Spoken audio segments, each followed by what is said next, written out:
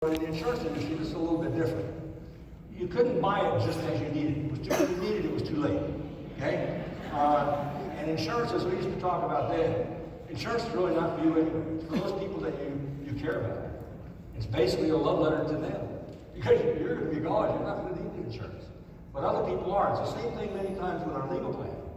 It's needed for your family, it's needed for your business, it's needed for all these things. So no need, no hurry. The other is no money. Well, I don't have the money. I can't afford it. Okay? I remember a story very well. This happened to me with my chiropractor.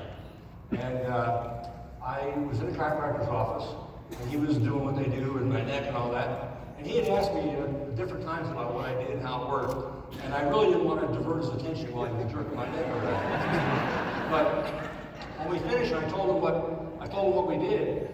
And he said, "That sounds really interesting." He said, "But I have an attorney." I said, "What does he do for you?" He said, "He writes letters for me, collection letters." "How many does he write?" I said, "Well, he writes for me 4 to 6 or 8 a month." I said, "How much does he charge you a letter?" He said, "Depending upon the letter, $25 to $50 a letter." And I said to him, "Well, why don't we do this? What if I could get you your membership for free?" He said, "What do you mean?" I said, "Well, you can keep your other attorney if he's your friend. Just give us 2 letters. Just give us 2 of the letters. That take care of the full cost of the membership." And he said, "Why wouldn't everybody do this?" And so a lot of times, no money is not really an objection. You just need to find the money because they're spending it someplace else. And the last thing is no confidence. No confidence in your company, no confidence in the legal system. But most of all, what that's going to mean is no confidence in you. And that's one of the things I've seen Melissa do in presentations that she really, I think, takes care of that wonderful comment on it. Yeah, absolutely. You know, let's talk about those 4 objections Nick was talking about, because one of the things I want to really address with you is the objections, but also, and I don't know why this is not clicking, maybe it's me, the perceptions. See, understand there's objections, and a lot of times the objection is because of lack of knowledge or education, of the need of our service, or the power of our service, or the way to use the service. It also could just be an excuse, because they don't want to purchase the service.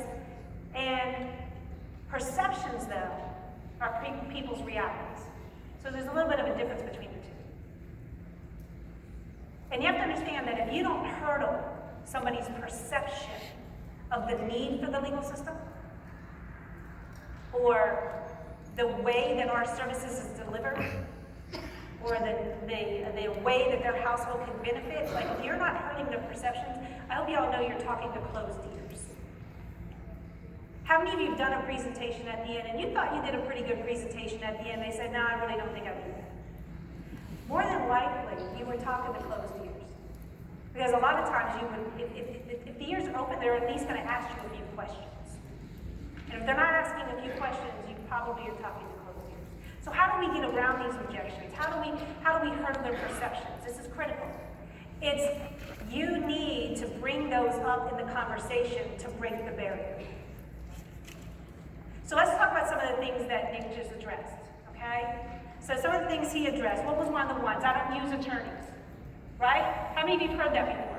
Yeah. I have no need for the legal system. Okay, what I'm going to ask you all to do right now, because I saw the hands of those of you that said you use the services. As you're writing goals, I want you to put in your goals to use our services at least once a month. Now, I don't want you to go do anything criminal, right? I don't want you to speed like 95 down 95 or do anything crazy. But if you can't figure out how to use the service for life events, it's going to be challenging for you to tell people how to use the service for life events. If you're not using our services for proactive and preventive measures, as opposed to waiting for reactive and defensive measures, because isn't that what the traditional legal system is for most of us? Right? We're forced to use it. We don't want to use it. We're forced to use it. If you're not giving them ways to want to use it, and they're thinking, "Oh my gosh, well maybe I'll buy it just in case I'm forced to use it," you're missing this. And I hope you're catching what I'm saying. So what you need to do is use your service at least once a month. Some of you are going to say, "Well, Melissa, how in the world would I use my services at least once a month to understand what I'm talking about?" How many of you in here own a home? How many of you have homeowners insurance? Have you ever had one of our attorneys review it and talk to you about it? What if I come over in my pretty high heel shoes and fall down in your backyard? They are pretty, right? What if I come over and I find out, can I sue you? Do you have protection? What are your liabilities? What are your obligations? How is that going to kick in? How is it going to protect me and you? What's it going to do? Could that be a potential legal situation? How many of you both know other people that own a home? Could it be their potential legal situation? See, if we're not ahead of the game, meaning being proactive and preventive in our rights, knowing what we have to secure and protect our families, that potentially could be a legal situation. If you're not using it that way, you can't teach people to use it that way. How many of you have car insurance? Have you ever had one of our attorneys talk to you about what your liabilities are as a result of an accident? Understand, a salesperson sold you that plan. But most of the time, we just take the plan. Why? Because we're saying, okay, well, we need it legally to drive, so we're going to go ahead and just purchase what they throw in front of us because we think that's what it is. But legally, what happens if you have an accident and I get injured? And I'm the passenger in your car. What is your responsibilities? Could these be potential legal situations for most of the people you know? I'm just giving you a few examples. I could go on and on and on. See, what I'm saying, though, is that now in my stories, I can actually say, I can say, Alex, listen, I know for most of us, we've never used attorneys before. Why? Because we were thinking about those crisis mode things. And the other thing is we didn't use attorneys because they're so expensive. So when we proactively want to get a question answered or our rights protected, we check our checkbook before I check our rights. But wouldn't it be fantastic, Alex, to know that we now can be proactive and preventive and use those attorneys we should have been using? We just couldn't afford them before. Now he's not going to tell me I've never used attorneys because I've overcome that before he could get there. Does that make sense? Look, as a trainer, you have to give me energy or I shut down. Okay? Isn't that right? I'm serious. If you don't feed us, it's tiring up here. Those lights are hot. Right? So, I just making sure you're getting it because this is important. These are critical things because if you're not connecting, you're letting somebody who really needs this service walk away from us still not educated. I believe in education. Smile, she'll take a picture. I believe an educated consumer will be our member. They just don't know what they don't know. Right? What was another one of the objections, Nick, that you took? Let me just mention one thing first. Sure. I saw out there Agar Thomas sitting there. When I first heard that question, and I've been in sales a long time and with the company a long time, that's the first one I heard that question from, what would you want that attorney to do from you, was Agar Thomas. And from Greensboro, North Carolina. Does a great job. Plus he's about 6'14", and anybody that says no. But one other thing on the attorney, when they say, I don't know if I need an attorney. Have you ever had a ticket? You represent yourself in court. If your brother or best friend was an attorney and said, look, don't ever represent yourself in court again. I'll do it for you for nothing. It's included. Wouldn't you do it? Of course you would. So the reason most people have not used an attorney is because they didn't have one, it wasn't accessible, and it wasn't affordable. So. That's right. Absolutely. And you see how quickly he can actually lay that out there and people say, oh, I get it. Right? I get it. The other one was no money and no confidence. Okay, let's talk about one more. Let's talk about, I'm going to do two real quick. Let's talk about no money. Listen, our product is for people who don't make a lot of money.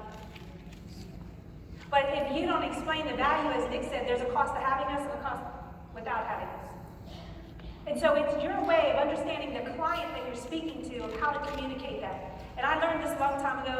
It was something that I did called reflection. I'll talk about that here in a few minutes if I have time. But the thing about it is, if you're not saying things like, hey, you know what, Ulysses?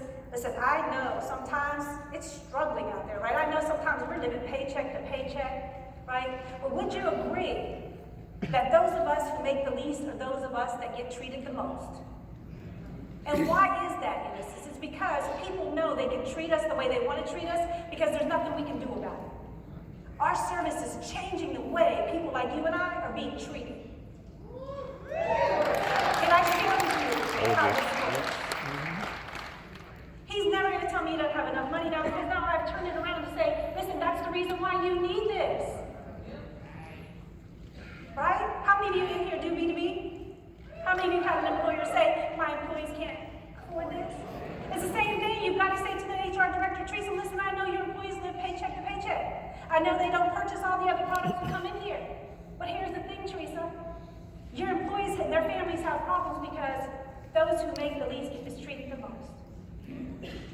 And I'm so glad I'm here. Why? Because we're getting ready to change the way your employees and their families are treated. Can I share with you how it works? Your employees are my number one client.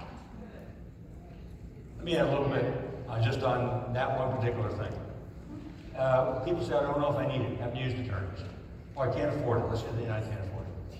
That's exactly, and this is called turn the objection into reason to buy. If they can afford it, well, that's exactly, well, I can't afford it. That's exactly why you need this program. Let me ask you this. If you could afford it, would you want this program? Why?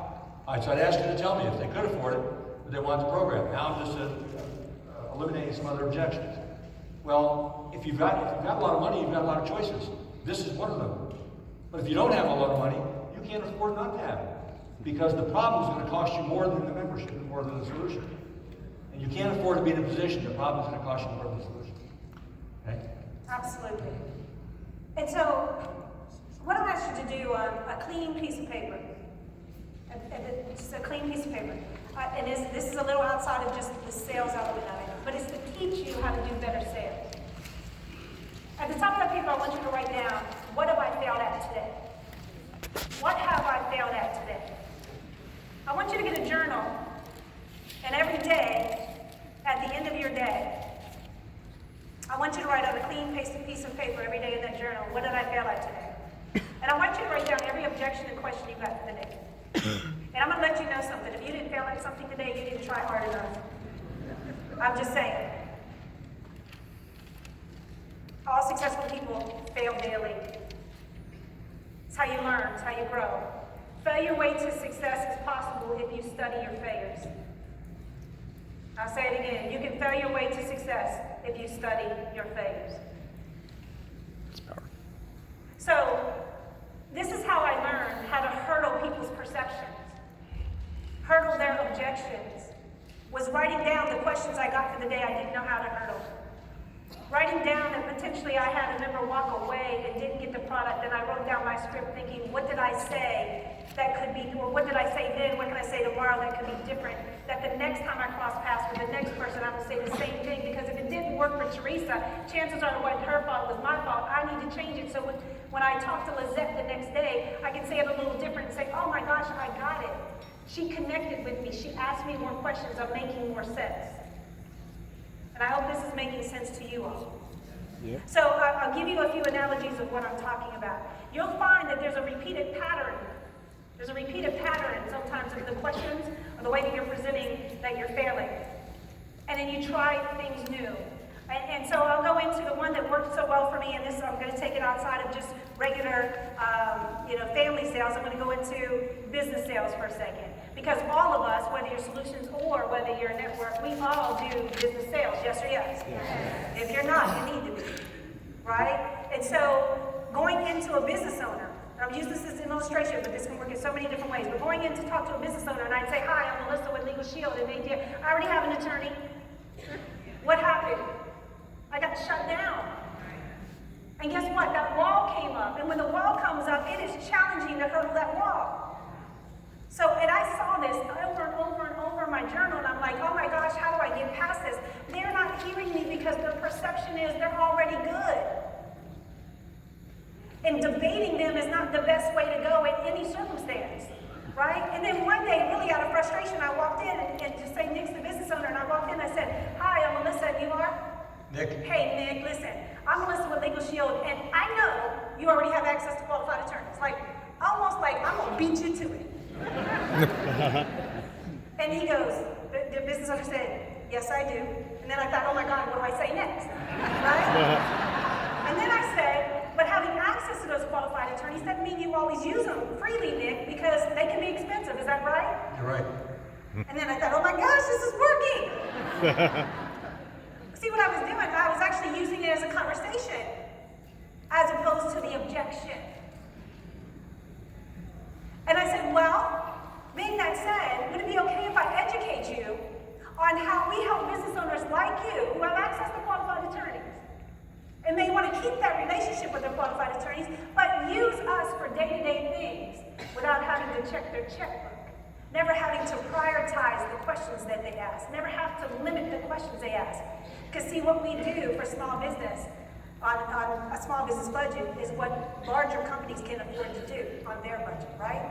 And so all of a sudden I started getting the response of, yes, I want to hear the information as opposed to the wall going up. So we've got to get better at hurting their perceptions. Here's the other thing. Don't be afraid to share the cost. What's the number one reason people don't already use the legal system? Cost. Then why is that not like one of the first things we tell them? Why is it not one of the first things that I would say to you, listen, I'm going to talk to you about a way that you and your family can have access to the legal system affordably. You may not believe this, but for less than $1 a day, believe it or not, $24.95 a month, you and your family can now have this empowerment. And so usually you'll get the strange look, like, how is that possible? Now listen, if it sounds too good to be true, it probably is. Have you heard that? Yeah. How many times have you been told by your parents, that sounds too good to be true, be careful? Right? So you've got to hurdle that next perception and say, listen, I know when I first heard it, I was like, how in the world can they do that? Listen, we're very proud to be in business for close to 50 years. We currently cover over 4.5 million lives, and you know what, Ulysses? We take a small percentage of that $24.95, and we then collectively pool our resources on a subscription-based model and pay our law firms. So we do collectively what the wealthy can afford to do independently, and now you're going to be able to join our community. Yeah. Can you too? But you understand, if I don't hurt those perceptions, I'm talking to closed ears. If I'm doing such a good job of talking about how great this product is, and then I do a drum roll and you can have all this for $24.95 a month, in his mind, if he's saying, yeah, that sounds too good to be true, what kind of attorneys they got? Have they passed the bar? Are they at the bar? Are they behind the bar? You can't leave that question. You've got to hurdle their perceptions and objections so that they're open to receiving the information. One of the things I want you to get from what she was just doing also, she wasn't telling as much as she was asking. She was asking questions. She was leading the conversation through questions. You don't control other people's thoughts and what they're thinking about what you say. I'm saying things like where are you from, sir? Right there. I'm from Portland, Oregon. While I was talking beforehand, I don't know what he was thinking about. I wonder if he's thinking about, is there an open spot in the restroom, or can he get out of here quick enough, or how soon is it going to be over? But as soon as I asked him a question, when he was answering my question, he wasn't in control, I was in control. So you're in control, and that's what Melissa's doing magnificently here, and that is maintaining control through the question. One other thing on the, so we move along here, on the other objections, no confidence. If somebody feels like they have a need that's great enough, if you ask the right questions like she's asking, and you follow through and you understand your product, then you're going to recognize the need. And if they don't, then fine, next. And something will happen in their life, they'll probably call you back at some point. But bottom line, if they feel like they need it enough, you don't have to twist their arm, they'll twist your arm to get it. Right. They'll get it because they see the value in it. But another thing that's going to get in the way, if you let it, that is no confidence. Because a lot of times they're not going to have confidence. Maybe they don't have confidence in the program, but they don't understand it. But you got to make sure that you don't lose the sale and lose the interaction you have because they don't have confidence in you. Are you prepared when you went in there? Do you look the part when you went in there? Now, depending upon who you're calling on, you're going to dress differently depending on who you're calling on. You're not going to call on maybe a Wall Street person in your jeans and old boots, but you're not going to call on somebody out in their field in a three-piece suit and a button-down shirt and all that kind of thing. So, but you want to look the part. You want to look professional. Number 2, are you prepared? Number 3, do you understand your product? Number 4, are you focusing more on them than you are on yourself and what your product is? You need to focus on more on their needs and what we can do, focus on their problems. We have a membership. We don't want to leave them with a membership. We want to leave them with a solution to a problem, okay? And when they realize that, you're going to have a committed member. So. What Nick said there is so true. He said you don't want to leave them with the membership. You want to give them leave them with the value, right? With the product, with the service. And let me tell you why that's so important. How many of you have heard, I'll get it, but I hope I never have to use it? Okay, if someone says to me today, and I'm not saying this happened years ago, I've grown and developed through this company, thank God. You would not have wanted to see me 20 years ago, okay? But the thing about it is, If someone says to me, Melissa, I'll go ahead and get it, but I hope I never need it, I say right away, hey, listen, Alex, you know what? It's probably not for you. Because, see, the traditional legal system is for you when you need it. Because at that point, you're forced to use it. This is for proactive and preventive getting value, protection daily. Don't let them get a product and put it on a shelf, because the first time they put it on the shelf, it's going to be a 25% discount issue. And if you didn't tell them how to use it, call and get advice, and they call in and say, hey, I want an attorney for a divorce, guess what? They're going to get referred out, they're going to be charged, and now they're mad at you and they cancel. Don't do that to yourself, because that's going to mess up your math, which messes up your retention, which messes up your what? Renewal income. Don't do it. Don't go there. I'm just trying to say. And now, aligning the conversation, okay? One size does not fit all. And ladies, y'all know what I'm talking about.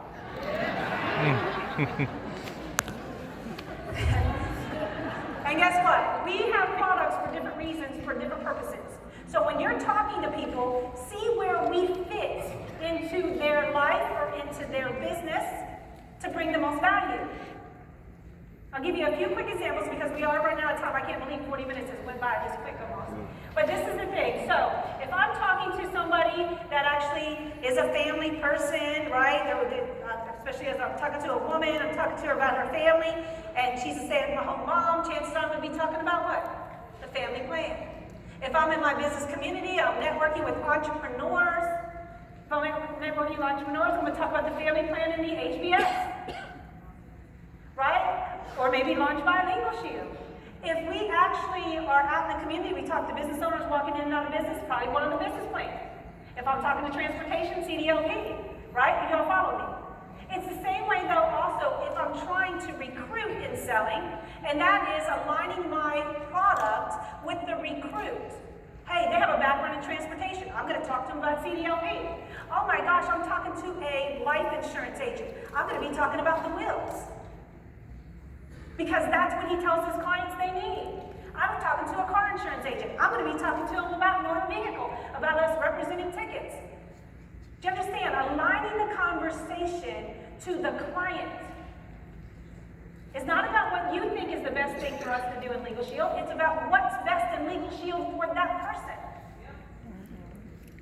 Right? Does that make sense? Yeah. So promise that you'll start the conversation in the direction that's needed for the client. Yes?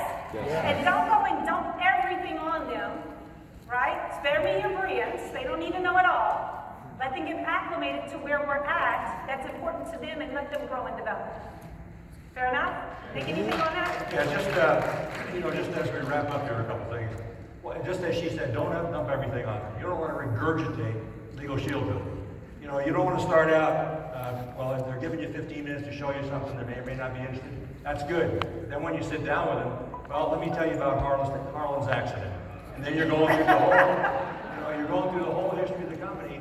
It's like asking somebody what time it is, and they would say, well, this watch was made in Switzerland, so that nobody cares. They just want to know what time it is. They just want to know what is going to happen with it, and how you're going to use it. So also when you're talking to people, make sure you're focusing on them, and you're focusing on their needs. Asking them the questions, asking about them. And they're going to buy it for their reasons, not for yours. Unless it's your mother or your wife or something, or your spouse, they're not going to buy it because you need to qualify for a trip. Okay? So you need to go ahead and talk to people where they are about what their needs. What is in it for me? Everybody's going to sign their head, what is in it for me? And that's what you need to focus on. Because the most caring and the most profitable thing that you can do for yourself is to put the interest of the person you're talking to ahead of your own, and you will make the money that you need to make, just like they talked about today on the program. Yeah, absolutely, Nick. And we have 2 more slides. We're going to try to get through these 2 more slides in the next couple minutes. Are you connecting? Listen, it's important for us to paint a visual picture of where your prospect sees themselves using the service. It's critical that as you're not just describing the service, you're painting a story of them using the service. And if you are not painting a story of them using their service, chances are they won't use it and they're going to cancel. Right? So if I was talking to, let's just say I was talking to Teresa, I'd say, Teresa, listen, as a member, you're going to be able to freely pick up your phone and simply tap an app. Anytime something in your gut says this is not right, anytime something in your head says this just doesn't make sense, you pick up that phone and you just tap the app and you say, I need advice on. We're going to have a qualified attorney call you back and discuss with you what your rights are in that situation, what you should or shouldn't do, what you can and cannot do. It's the power of knowing your rights in the palm of your hands. And listen, they're going to call you back within 4 business hours, so you don't have to stress. So the sooner you tap that app, the sooner we're going to call you back. And if they can help you with that situation, they're going to write a letter to help you, to help protect your family and your rights. Isn't that powerful? And listen, one of the things I want you to get started with as a member immediately is to start your will process. So as soon as you can, I want you to tap that app and I want you to say, I need advice on my estate. We'll have an estate planning attorney call you back, talk to you about your household, your assets, your wishes, because all of ours are different. Then you complete the will out, either through the phone or a questionnaire, and then we'll get that over to the law firm, and in 10 business days, you're going to have your will, your living will, and your healthcare power of attorney. Isn't that exciting? Are y'all hearing me? Yeah. I'm telling her how to use it. I'm painting the picture for her, picking up that phone when something says in my gut it's wrong, my head says it's wrong. All right, she can see herself simply walking through the steps. Otherwise, she has no idea how to use our service. Making sense? So paint a picture. And the thing about it is, I'm going to fall on this hole. The thing about it is you teach usage, you teach process, and you teach convenience. Those things are important, right? Right. It's not just about Title I, Title II, Title III. That means nothing. It's words on the page. Tell stories. What about your own personal stories? Like if I'm talking about writing a letter, then I maybe talk about our son who got his a deposit back in California on an apartment he rented, where he never would have got it back without that. Or maybe a little thing, writing a little letter. We had some property, the back of our property in the mountain in Georgia. And just telling the story, you know, we had let some people use our property. They sold their property. The people they bought it from started using it, and they were actually going to try to take our property. All I had to do is talk to the attorney. And, you know, you want the best results in your life, right? And that comes from making the best decisions. That comes from having the best information. Here you've got that at your fingertips. Just tap the app. Absolutely. And this is our last slide, family. We so thank you for being here with us. Is setting the proper expectations. Listen. Never oversell our product. I mean, Nick taught us this for years. Right? Our product is good, it's exceptional the way it is, especially at the price point of which obviously we charge for it, right? Never, ever overpromise. Let the law firms over-deliver. And the thing about it is, I've had this so many times say, well, if I can't get it, use it for a divorce, then I don't want it. Well, if you were only going to get it for a divorce, I wasn't going to sell it to you anyway. I've had people, listen, this literally happened to me in one of my groups, Nick, I'll never forget this. This guy said, well, does it cover DUIs? Yeah. He literally said this out loud. And I could have went into the, 25% discount, but there was just something about the way he said it. Just rubbed me wrong, and I said, no, sir, we don't. And he said, well, if it doesn't cover DUIs, I don't want it. I said, well, that's all you wanted it for. I was going to sell it to you anyway. My family's on the road too. You all follow me here? Goes back to the confidence thing Nick was talking about, right? No confidence. Oh, I had confidence. He got up and walked out of the room. Everybody started talking. They didn't like to be there.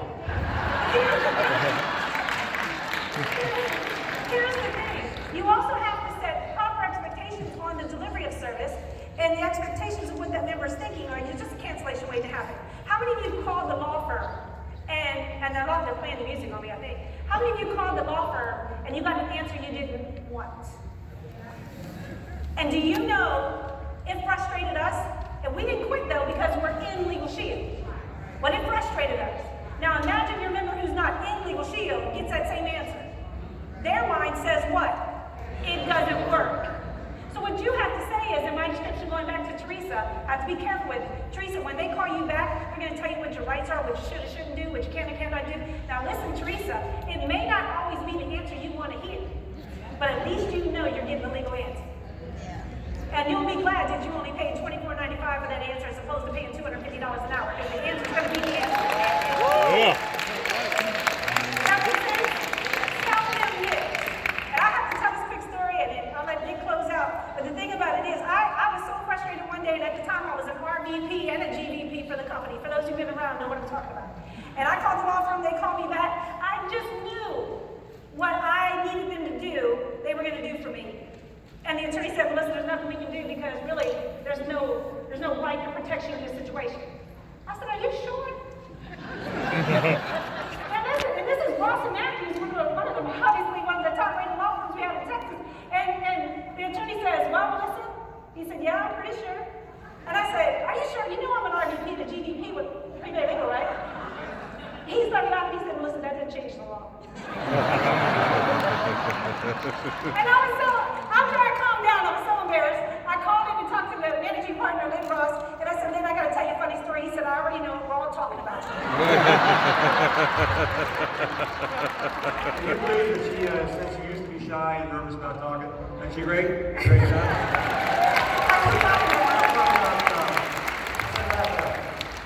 All this means nothing if you don't do something with it.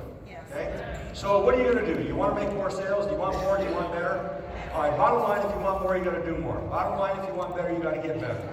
And so, first of all, the numbers. If you're not getting to where you want to get right now with the numbers, increase the numbers until you can get better. Increase the numbers, you'll get better. So start increasing the numbers. Make a decision. You're not a month away, a year away, you're a decision away from making something happen. But you've got to decide that you've got something that's worthwhile. You've got to decide that you don't care what people say, who don't care one thing about you, and they wouldn't come to your funeral if it was across the street, who don't know anything about your life, yet you let what they're going to say influence what you do. You know what you're doing is right. You know what you're doing is worthwhile. You know what's admirable. You can help a lot of people. Those people that don't want it, the hell with it. Let's go get some new people.